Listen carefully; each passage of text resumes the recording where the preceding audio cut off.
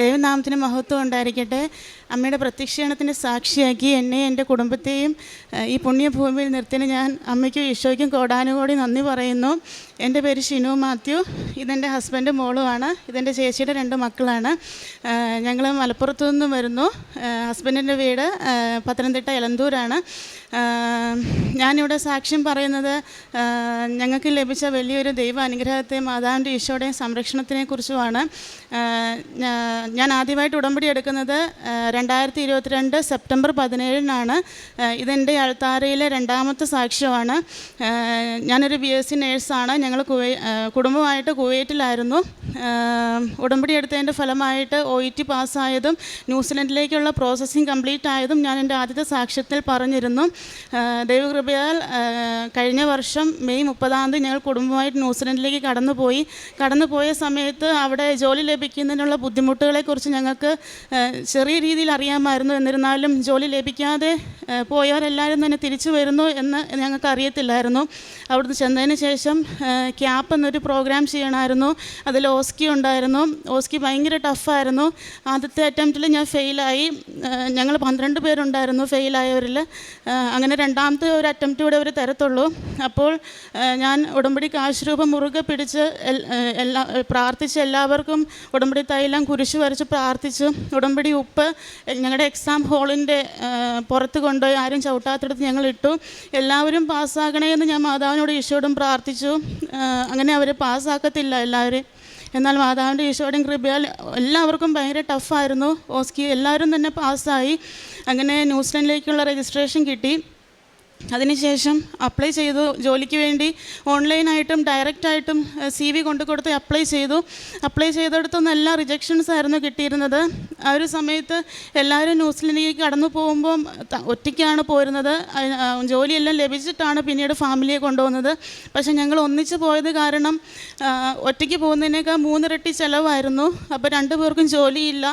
വല്ലാത്തൊരു അവസ്ഥയിലൂടെ ഞങ്ങൾ കടന്നുപോയി. ഓരോ ദിവസവും റിജക്ഷൻസിൻ്റെ എണ്ണം കൂടുന്നതല്ലാണ്ട് യാതൊരു പ്രതീക്ഷ എവിടെ നിന്നും കിട്ടുന്നില്ല. അങ്ങനെ ഞങ്ങൾ വിഷമത്തിലൂടെ കടന്നു പോയപ്പോൾ ഉടമ്പടി എടുത്തത് ഞാനായതുകൊണ്ട് ഞാനായിരുന്നു എല്ലാ കാര്യങ്ങളും ചെയ്തുകൊണ്ടിരുന്നത്. കാരുണ്യപ്രവൃത്തികൾക്ക് സാമ്പത്തികമായി സഹായിക്കാനൊക്കെ ഹസ്ബൻഡ് കൂടും. അല്ലാണ്ട് പ്രാർത്ഥനകളെല്ലാം ഞാൻ തന്നെയായിരുന്നു. അങ്ങനെ 2 ആഴ്ച കടന്നു പോയതിന് ശേഷം എനിക്ക് ആത്മീകമായിട്ടുള്ളൊരു അഭിഷേകം ലഭിച്ചു. ഞാൻ ഹസ്ബൻഡിനോട് പറഞ്ഞു, നമുക്ക് ഒന്നിച്ച് പ്രാർത്ഥനകളെല്ലാം ചെയ്യാം. അങ്ങനെ ഹസ്ബൻഡ് തടസ്സങ്ങളൊന്നും പറഞ്ഞില്ല.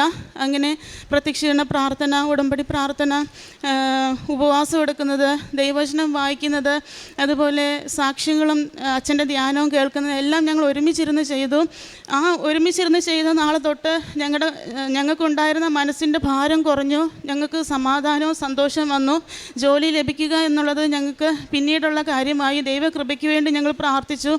അതുപോലെ ഞങ്ങളുടെ പ്രാർത്ഥനയുടെ രീതി മാറ്റി ഞങ്ങൾക്ക് വേണ്ടിയുള്ള ആവശ്യങ്ങളെല്ലാം മാറ്റി വെച്ചുകൊണ്ട് മറ്റുള്ളവർക്ക് വേണ്ടി പ്രാർത്ഥിച്ചു. ദിവസവും ജപമാല ചൊല്ലുമായിരുന്നു. സമ്പൂർണ്ണ ജപമാലയിൽ ഓരോ മണി ജപമാലയും മറ്റുള്ളവരുടെ ആവശ്യങ്ങളെ സമർപ്പിച്ചുകൊണ്ട് പ്രാർത്ഥിച്ചു. അതിൻ്റെ ഫലമായി സമാധാനം, സന്തോഷം ജീവിതത്തിൽ വന്നു. പിന്നെ ഞങ്ങൾക്ക് ടെൻഷൻ ഇല്ലായിരുന്നു. അതിൻ്റെ ഇടയിൽ നമുക്ക് ഈ ന്യൂസിലൻഡ് രജിസ്ട്രേഷൻ വെച്ചിട്ട് ഓസ്ട്രേലിയയിലേക്കുള്ള രജിസ്ട്രേഷൻ അപ്ലൈ ചെയ്യാമായിരുന്നു. ഇതെല്ലാം അപ്ലൈ ചെയ്യുമ്പോൾ ഈ കാശുരൂപം മുറുകെ പിടിച്ച് പ്രത്യക്ഷീകരണ പ്രാർത്ഥന, വിശ്വാസ പ്രമാണം, സ്വർഗസ്നായ പിതാവ്, നന്മ നിറഞ്ഞ മറിയമേ, ഇതെല്ലാം ചൊല്ലി കുരിശ് വരച്ചതിന് ശേഷമാണ് ഞങ്ങൾ അപ്ലൈ ചെയ്തത്. അങ്ങനെ ന്യൂസിലൻഡ് രജിസ്ട്രേഷനും ലഭിച്ചു. ഓസ്ട്രേലിയൻ രജിസ്ട്രേഷൻ ലഭിച്ചു. ഓസ്ട്രേലിയയിലേക്കുള്ള ആപ്ലിക്കേഷൻ കാശുരൂപം മുറുകെ പിടിച്ച് അയച്ചുകൊണ്ടിരുന്നു. അവിടെ നിന്നും റിജക്ഷൻസ് ആയിരുന്നു ലഭിച്ചുകൊണ്ടിരുന്നത്. എന്നിരുന്നാലും ഞങ്ങൾക്ക് ടെൻഷനില്ല. മാതാവ് ഈശോ ഞങ്ങൾക്ക് വേണ്ടി കരുതും എന്ന് ഞങ്ങൾക്ക് പൂർണ്ണ വിശ്വാസം ഉണ്ടായിരുന്നു. ഇവിടെ വരെ ഞങ്ങൾ എത്തിച്ചിട്ടുണ്ടെങ്കിൽ തുടർന്ന് ഞങ്ങളെ വഴി നടത്താൻ മാതാവ് ഈശോ ശക്തനാണെന്ന് ഞങ്ങൾ പൂർണ്ണമായി വിശ്വസിച്ചു. മനുഷ്യർക്ക് അസാധ്യമായത് ദൈവത്തിന് സാധ്യമാണെന്നുള്ള വചനത്തെ ഞങ്ങൾ പൂർണ്ണമായി വിശ്വസിച്ചു. അങ്ങനെ എനിക്ക് പ്രാർത്ഥിച്ചപ്പോൾ ഡേറ്റ് ഇട്ട് പ്രാർത്ഥിക്കാനായിട്ട് എൻ്റെ മനസ്സിൽ തോന്നി. അങ്ങനെ ഞാൻ മാതാവിനോട് ഈശോയോടും ഡേറ്റ് ചോദിച്ചു. ഡേറ്റിന് പകരം എനിക്ക് ദിവസമാണ് തന്നത്. 60 ദിവസം എന്നുള്ളൊരു കണക്കാണ് എനിക്ക് തന്നത്. ഞാൻ അപ്പോൾ അന്ന് തൊട്ട് 60 ദിവസം കണക്ക് കിട്ടിയപ്പം എനിക്ക് കിട്ടിയ ഡേറ്റ് സെപ്റ്റംബർ 18. അന്ന് എൻ്റെ മോളുടെ പിറന്നാളാണ്. അപ്പം പൂർണ്ണമായും ഞാൻ വിശ്വസിച്ചു. മാതാവ് ഈശോയും സഹായിക്കുമെന്ന് പൂർണ്ണ ഉറപ്പുണ്ടായിരുന്നു. അങ്ങനെ ഓരോ ദിവസം കടന്നു പോയി. മാതാവിലും ഈശോയിലും പൂർണ്ണമായി വിശ്വസിച്ചുകൊണ്ട് ഞങ്ങൾ മുന്നോട്ട് പോയി. ടെൻഷനോ വേവലാതികളോ ഒന്നും ഞങ്ങൾക്കില്ലായിരുന്നു. അപ്പോഴും ഞങ്ങൾ ന്യൂസിലൻഡിൽ തന്നെയാണ്. അങ്ങനെ സെപ്റ്റംബർ 9 എനിക്ക് ഓസ്ട്രേലിയയിൽ നിന്ന് ഒരു കോള് വന്നു. സെപ്റ്റംബർ 12 ഒരു ഇൻ്റർവ്യൂവിന് നീ അവൈലബിൾ ആണോ എന്ന് ചോദിച്ച് അങ്ങനെ ആണെന്ന് പറഞ്ഞു. സെപ്റ്റംബർ 12 ആദ്യത്തെ ഇൻ്റർവ്യൂ കഴിഞ്ഞു. സെപ്റ്റംബർ 17 എനിക്ക് ഡേറ്റ് കിട്ടി. ആ ഡേറ്റിൻ്റെ തലേ ദിവസം 17 അടുത്ത ഇൻ്റർവ്യൂവിനുള്ള ഇൻവിറ്റേഷൻ ലഭിച്ചു. സെപ്റ്റംബർ 24 ആ ഇൻ്റർവ്യൂവും കഴിഞ്ഞു. 2 ഇൻ്റർവ്യൂവിലും എനിക്ക് ശരിക്കും ഇതുപോലെ സ്റ്റേജ് ഫിയറുള്ളൊരു വ്യക്തിയാണ്. ഇൻ്റർവ്യൂവിലൊന്നും എനിക്ക് പേടി കാരണം ഒന്നും സംസാരിക്കാൻ സാധിക്കാറില്ല. പക്ഷേ ഞാൻ ഇൻ്റർവ്യൂവിന് മുന്നേ കാശുരൂപം പിടിച്ച് മുറുകെ പിടിച്ച് പ്രത്യക്ഷീകരണ പ്രാർത്ഥനയും വിശ്വാസ പ്രമാണവും എല്ലാം ചൊല്ലി ഒരു നുള്ളു ഉപ്പുണ്ട് വായിലെടുത്തിട്ടു. അതുപോലെ തൈലം പുരട്ടി കുരിശ് വരച്ചു. അങ്ങനെ ഞാൻ ഇരുന്നു. കാശുരൂപം മുറുകെ പിടിച്ച് ഇൻ്റർവ്യൂവിലുടനീളം ഇരുന്നു. അവർ ചോദിച്ച ഓരോ ഉത്തരങ്ങൾക്കും 1, 2, 3 സെൻറ്റൻസ് അല്ല ഞാൻ പറഞ്ഞത്. എൻ്റെ മനസ്സിൽ നിന്ന് ഓരോ കാര്യങ്ങളും പറയാനായിട്ട് എൻ്റെ മാതാവ് ഈശോയെ എന്നോട് പറഞ്ഞു തരുന്ന പോലെയായിരുന്നു. എൻ്റെ ആൻസേഴ്സ് കേട്ട് അവർ ശരിക്കും അതിശയിച്ചു. അവരെന്നോട് പറഞ്ഞു, ഇതുപോലുള്ള കാൻഡിഡേറ്റ്സിനെയാണ് ഞങ്ങൾ നോക്കിക്കൊണ്ടിരിക്കുന്നത്. ഒരുപാട് എന്നെ അവർ അപ്രീഷിയേറ്റ് ചെയ്തു. അത് എൻ്റെ കഴിവല്ല, എൻ്റെ മാതാവിൻ്റെ ഈശോയുടെയും കൃപയൊന്നുകൊണ്ട് മാത്രമാണ് അതുപോലെ എനിക്ക് സംസാരിക്കാൻ സാധിച്ചത്. അങ്ങനെ ആ 2 ഇൻ്റർവ്യൂവിലും എന്നെ ഞാൻ പാസ്സായി. അതിൽ ഏത് സെലക്ട് ചെയ്യണമെന്ന് ഞങ്ങൾക്ക് അറിയത്തില്ലായിരുന്നു.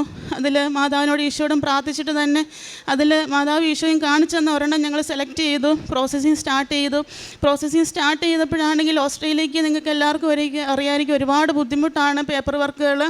ഓരോ സർട്ടിഫിക്കറ്റും എങ്ങനെ ഉണ്ടാക്കും, എങ്ങനെയാണ് ഇത് മുന്നോട്ട് പോകുന്നത്, ഇത് നടക്കുമോ എന്ന് ഞങ്ങളിങ്ങനെ ചിന്തിക്കുമ്പം ഈശോയും മാതാവും ഞങ്ങൾക്ക് വേണ്ടി ഓരോ ദൈവമക്കളെ ഒരുക്കുമായിരുന്നു. അതിൻ്റെ ഇടയിൽ സഞ്ചാരി മാതാവ് ഈശോയെ കൂട്ടിക്കൊണ്ട് വലിയൊരു അത്ഭുതം ചെയ്തു. അതായത് ഡൽഹിയിൽ നിന്നും എൻ്റെ ഒരു സർട്ടിഫിക്കറ്റ് ഓസ്ട്രേലിയയിലേക്ക് ഡൽഹി കൗൺസിലിൽ നിന്ന് അവരയച്ചത് നമുക്ക് കാണാനോ അറിയാനോ ഒന്നും പറ്റത്തില്ല. ട്രാക്കിംഗ് ഐ ഡി അവർ തന്നു. അത് വെച്ച് നമ്മൾ ട്രാക്ക് ചെയ്ത് നോക്കിയപ്പോഴാണ് അവരയച്ച അഡ്രസ്സിൽ ചെറിയൊരു വ്യത്യാസമുണ്ട്. അതേപോലെ മറ്റൊരു സ്ഥാപനം അവിടെ ഉണ്ട്. അപ്പോൾ ഞങ്ങൾക്ക് എനിക്കറിയത്തില്ലായിരുന്നു. ഹസ്ബൻഡാണ് ട്രാക്കിംഗ് ഐ ഡി വെച്ച് ട്രാക്ക് ചെയ്തുകൊണ്ടിരുന്നത്. ഹസ്ബൻഡ് എന്നോട് എനിക്ക് ടെൻഷനാവുന്നോർത്ത് പറഞ്ഞില്ല. അങ്ങനെ സഞ്ചാരി മാതാവ് ഈശോയെ കൂട്ടിക്കൊണ്ട് അഡ്രസ്സിൽ വ്യത്യാസം ഉണ്ടായിരുന്നെങ്കിലും ആ സർട്ടിഫിക്കറ്റ് അവിടെ എത്തിയ സർട്ടിഫിക്കറ്റും തെറ്റുള്ളതായിരുന്നു. അങ്ങനെ അവിടുന്ന് എന്നോട് പറഞ്ഞു, ഈ സർട്ടിഫിക്കറ്റ് വെച്ചിട്ട് നിൻ്റെ വെരിഫിക്കേഷൻ കംപ്ലീറ്റ് ചെയ്യാൻ പറ്റത്തില്ല എന്നോട് പറഞ്ഞു. ഞാനപ്പോൾ അപ്പം വിഷമമായിരുന്നെങ്കിലും ഞാൻ ഹസ്ബൻഡിനോട് പറഞ്ഞു, മാതാവ് ഈശോയും അത്ഭുതം പ്രവർത്തിക്കാൻ വേണ്ടിയാണ്, ദൈവനാമ മഹത്വത്തിന് വേണ്ടിയാണ് ഇങ്ങനെയൊന്നും സംഭവിച്ചിരിക്കുന്നത്. മാതാവ് ഈശോയും വഴി നടത്തുമെന്ന് ഞാൻ പറഞ്ഞു. അങ്ങനെ അന്ന് രാത്രി ഞാൻ പ്രാർത്ഥിച്ചപ്പോൾ പറഞ്ഞു, മാതാവിൻ്റെ ഈശോയുടെ ഹിതം പോലെ ആകട്ടെ, തടസ്സങ്ങൾ എന്തുണ്ടെങ്കിലും അത് മാതാവിൻ്റെ ഈശോയുടെയും പദ്ധതിയാണെന്നുള്ളൊരു ഉറപ്പ് ഞങ്ങൾക്കുണ്ടായിരുന്നു. പിറ്റേ ദിവസത്തെ ഡെയിലി ബ്രെഡ് പ്രാർത്ഥനയിൽ അച്ഛൻ പറഞ്ഞു, അച്ഛൻ എക്സാമിന് പനി പിടിച്ച കാരണം 100-ൽ 45 മാർക്കിന് എഴുതിയുള്ളൂ. പക്ഷേ എക്സാമിന് റിസൾട്ട് വന്നപ്പോൾ 90-ലധികം മാർക്ക് ലഭിച്ചു എന്ന് പറഞ്ഞു. അച്ഛൻ പറഞ്ഞപ്പോൾ ഞാൻ എൻ്റെ മനസ്സിൽ പറഞ്ഞു, മാതാവേ, എൻ്റെ ആ ലഭിച്ച സർട്ടിഫിക്കറ്റ് വെച്ച് എൻ്റെ വെരിഫിക്കേഷൻ കംപ്ലീറ്റ് ചെയ്ത് തരാനുള്ള മനസ്സ് ആ ഓഫീസർക്ക് കൊടുക്കണേ എന്ന് ഞാൻ പ്രാർത്ഥിച്ചു. പിന്നീട് പറഞ്ഞു, എൻ്റെ ഇഷ്ടമല്ല, മാതാവിൻ്റെ ഇഷ്ടം നിറവേറട്ടെ എന്ന് പറഞ്ഞു. അങ്ങനെ 9:30 ആയപ്പോൾ എനിക്ക് മെയിൽ വരികയാണ്, നിൻ്റെ വെരിഫിക്കേഷൻ എല്ലാം കംപ്ലീറ്റ് ആയി, നിൻ്റെ ഫൈനൽ സർട്ടിഫിക്കറ്റ് ഇതാണെന്നും പറഞ്ഞ് എനിക്ക് മെയിൽ വന്നു. അതെൻ്റെ മാതാവിൻ്റെ ഈശോയുടെ കൃപ ഒന്നുകൊണ്ട് മാത്രമാണ്, ഞങ്ങളുടെ കഴിവെല്ലാം മിടുക്കല്ല. അങ്ങനെ പ്രോസസ്സിങ് മുന്നോട്ട് പോയി. തടസ്സങ്ങളെല്ലാം തന്നെ വളരെ ദൈർഘ്യമേറിയതാകാമായിരുന്നു. എന്നാൽ ഈശോയുടെയും മാതാവിൻ്റെയും കൃപയാൽ ഓരോ പേപ്പറുകളും ശരിയാക്കി തരാൻ ദൈവമക്കളെ നമുക്ക് വേണ്ടി ഒരുക്കിയിട്ടുണ്ടായിരുന്നു. എല്ലാം ശരിയായി, പ്രോസസ്സിങ് കംപ്ലീറ്റായി. എല്ലാവർക്കും അതിശയമാകുന്ന രീതിയിൽ വളരെ പെട്ടെന്ന് തന്നെ ഞങ്ങളുടെ വിസ വന്നു. മാർച്ച് 3 ഞങ്ങളുടെ വിസ വന്നു. ഈ ഏപ്രിൽ 6 ഞായറാഴ്ച ഞങ്ങൾ ഓസ്ട്രേലിയയിലേക്ക് കടന്നു പോവുകയാണ്. ഏപ്രിൽ 14 ഞാൻ ഡ്യൂട്ടിക്ക് ജോയിൻ ചെയ്യും. എൻ്റെ മാതാവും എൻ്റെ ഈശോയും ഞങ്ങളുടെ ജീവിതത്തിൽ ചെയ്ത അനുഗ്രഹത്തിന് കോടാനുകോടി നന്ദി പറയുന്നു. അതുപോലെ കാരുണ്യ പ്രവർത്തികളായിട്ട് ഞങ്ങൾ ചെയ്യുന്നത് കുവൈറ്റിലും ന്യൂസിലൻഡിലും ആയിരുന്നപ്പം നമുക്ക് പോയി കാരുണ്യ പ്രവൃത്തി ചെയ്യാൻ സാധിക്കാത്തത് കൊണ്ട് നാട്ടിലേക്ക് സാമ്പത്തികമായി സഹായങ്ങൾ ചെയ്യുമായിരുന്നു. എല്ലാ ആഴ്ചയിലും മുടങ്ങാതെ ആവശ്യത്തിലുള്ള എല്ലാ മക്കളെയും നമ്മുടെ കയ്യിലുള്ളതിനനുസരിച്ച് ഞങ്ങൾ സഹായം ചെയ്യുമായിരുന്നു. നാട്ടിൽ വന്നതിന് ശേഷം വീടിനടുത്തുള്ള മദേഴ്സ് ഹോപ്പ് എന്ന് പറഞ്ഞ അമ്മമാർ താമസിക്കുന്ന ഒരു സ്ഥലമുണ്ട്. അവിടെ പോകാനും അവരുടെ കൂടെ സമയം ചെലവഴിക്കുകയും അവർക്ക് വേണ്ട സഹായങ്ങളൊക്കെ ചെയ്തു കൊടുക്കും. പ്രേക്ഷിത പ്രവർത്തനങ്ങളായിട്ട് ചെയ്യുന്നത്. എന്നും ഞാൻ എൻ്റെ കൃപാസന മാതാവിൻ്റെ ഫോട്ടോ ഞാൻ സ്റ്റാറ്റസായിട്ട് ഇടാറുണ്ട്. അതുപോലെ ഞാൻ കാണുന്ന സാക്ഷ്യങ്ങൾ, അച്ഛൻ്റെ ധ്യാനം എല്ലാം തന്നെ സ്റ്റാറ്റസായിട്ട് ഇടാറുണ്ട്. എല്ലാവർക്കും ഒരു 30 പേർക്കോളം ഞാൻ എന്നും ഷെയർ ചെയ്യാറുണ്ട് എല്ലാ കാര്യങ്ങളും.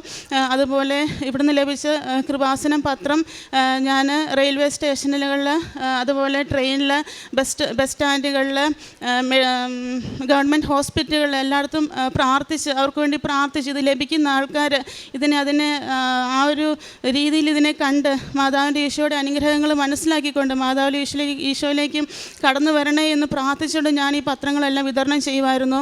എന്നോട് എന്ത് വിഷമങ്ങൾ പറയുന്ന എല്ലാ മക്കളോടും ഞാൻ കൃപാസനത്തെക്കുറിച്ചും മാതാവിനെക്കുറിച്ചും ഈശോയുടെ അനുഗ്രഹങ്ങളെക്കുറിച്ചും കൃപാസനത്തിൽ വരണേന്ന് ഞാൻ അവരോട് പറയാറുണ്ട്. വീണ്ടും വീണ്ടും അവരോട് ചോദിക്കാറുണ്ട്, കൃപാസനത്തിൽ പോയോ, ഉടമ്പടി എടുത്തോ എന്ന് ചോദിക്കാറുണ്ട്. പിന്നെ ഇതിലൂടെ ഞങ്ങൾക്ക് ലഭിച്ച വലിയൊരു ആത്മീക അഭിഷേകം എന്ന് പറഞ്ഞാൽ, ഞങ്ങൾ പ്രാർത്ഥിക്കുമ്പം നമുക്ക് ജോലി ലഭിക്കണം, അങ്ങനെയുള്ള രീതിയിലുള്ളൊരു പ്രാർത്ഥനകളൊക്കെ ആയിരുന്നു. ഇതിന് ശേഷം ഞങ്ങൾക്ക് വേണ്ടിയുള്ള പ്രാർത്ഥനകൾ മാറ്റിവെച്ച് മറ്റുള്ളവർക്ക് വേണ്ടി പ്രാർത്ഥിക്കാനായിട്ട് തുടങ്ങി. മറ്റുള്ളവരെ കരുതണമെന്നും ആവശ്യത്തിലിരിക്കുന്ന എല്ലാവരെയും സഹായിക്കണമെന്നുള്ളൊരു വലിയൊരു ദൈവ ഉദ്ദേശം ഞങ്ങൾക്ക് മനസ്സിലാക്കി തന്നു. മാതാവിൻ്റെ ഈശോയ്ക്കും കോടാനോടി സ്തുതി സ്തോത്രങ്ങൾ അർപ്പിക്കുന്നു. യെശയ്യാ 30:20-21 വചനങ്ങൾ. കർത്താവ് നിനക്ക് കഷ്ടതയുടെ അപ്പവും ക്ലേശത്തിൻ്റെ ജലവും തന്നാലും നിൻ്റെ ഗുരു നിന്നിൽ നിന്ന് മറഞ്ഞിരിക്കുകയില്ല. നിൻ്റെ നയനങ്ങൾ നിൻ്റെ ഗുരുവിനെ ദർശിക്കും. നീ വലത്തോട്ടോ ഇടത്തോട്ടോ തിരിയുമ്പോൾ നിൻ്റെ കാതുകൾ പിന്നിൽ നിന്ന് ഒരു സ്വരം ശ്രവിക്കും, ഇതാണ് വഴി, ഇതിലെ പോവുക.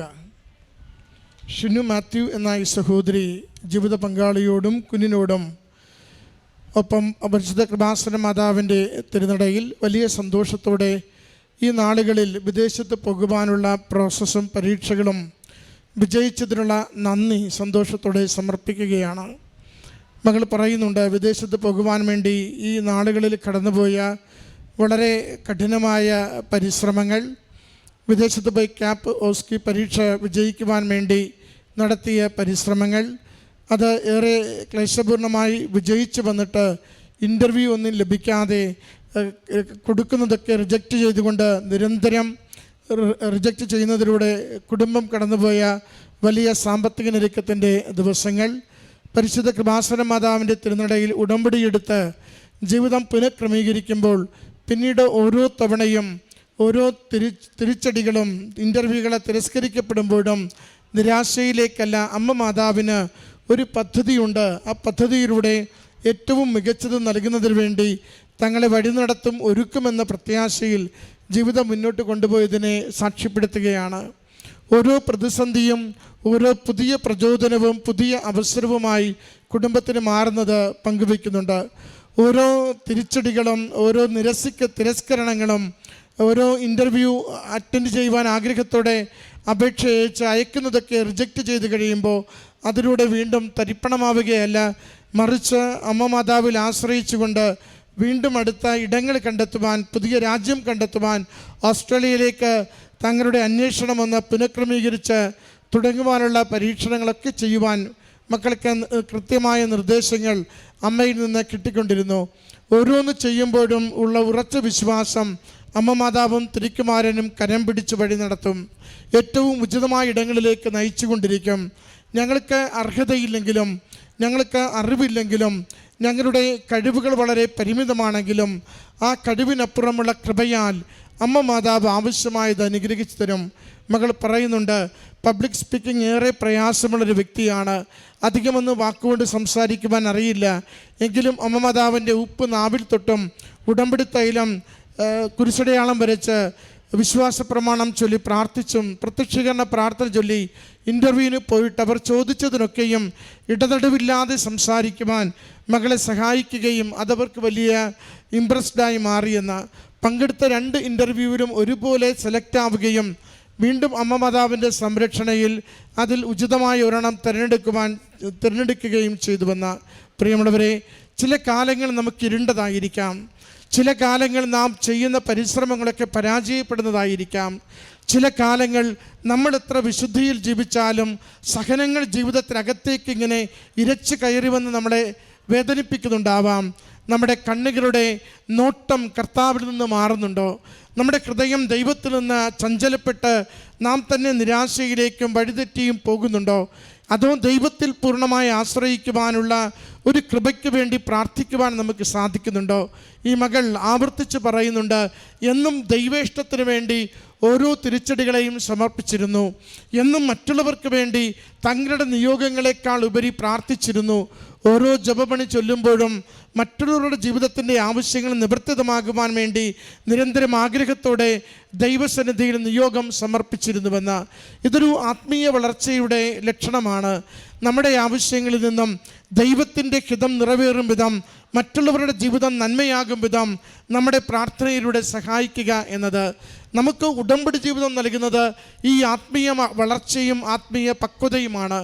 നമുക്ക് കേവല ആവശ്യങ്ങൾക്ക് വേണ്ടി പ്രാർത്ഥിക്കുന്നൊരിടമായി കൃപാസനത്തെ കാണാതെ നിത്യതയെ ലക്ഷ്യം വെച്ചുകൊണ്ട് ആത്മീയ ജീവിതത്തെ വളർത്തുവാനും മറ്റുള്ളവരുടെ നന്മയ്ക്ക് വേണ്ടി നിർവ്യാജമായി പ്രാർത്ഥിക്കുവാനും നമ്മളെ പഠിപ്പിക്കുന്ന പാഠശാലയായി അമ്മ മാതാവിൻ്റെ പ്രത്യക്ഷീകരണത്തെ മനസ്സിലാക്കുമ്പോൾ അത് നമുക്ക് പുതിയ പ്രചോദനവും പുതിയ സന്തോഷവും നമ്മൾ വിചാരിക്കുന്നതിനപ്പുറമുള്ള ഭൗതികമായ നന്മകളും ജീവിതത്തിൽ കൊണ്ടുവന്ന് തരും.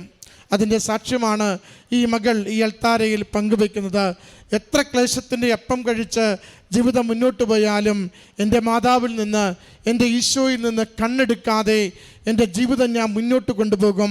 അമ്മ മാതാവ് ഏറ്റവും ഗുണകരമായത്, എൻ്റെ കുടുംബത്തിന് അനുഗ്രഹമായത് നേടിത്തരുമെന്ന് മകൾ പറയുന്നുണ്ട്. ഇവിടുന്ന് അയക്കുന്ന സർട്ടിഫിക്കറ്റ് പോലും അത് ട്രാക്ക് ചെയ്യുമ്പോൾ പോകേണ്ടത് മറ്റൊരിടത്തേക്കാണെന്ന് തിരിച്ചറിയുന്നു.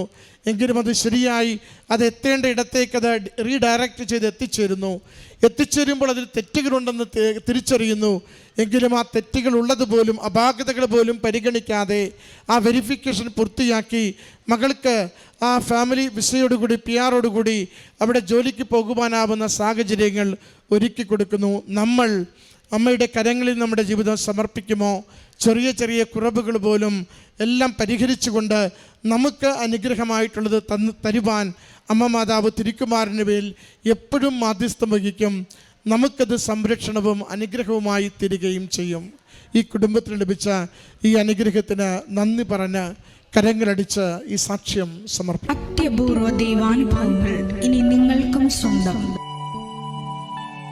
ഈ യൂട്യൂബ് ചാനൽ ഇതുവരെ സബ്സ്ക്രൈബ് ചെയ്തിട്ടില്ലെങ്കിൽ ഇപ്പോൾ തന്നെ സബ്സ്ക്രൈബ് ചെയ്യുക. ഈ വീഡിയോ ഇപ്പോൾ തന്നെ നിങ്ങളുടെ സുഹൃത്തുക്കൾക്ക് ഷെയർ ചെയ്തുകൊണ്ട് കർത്താവിൻ്റെ പ്രേക്ഷിതരാകുക.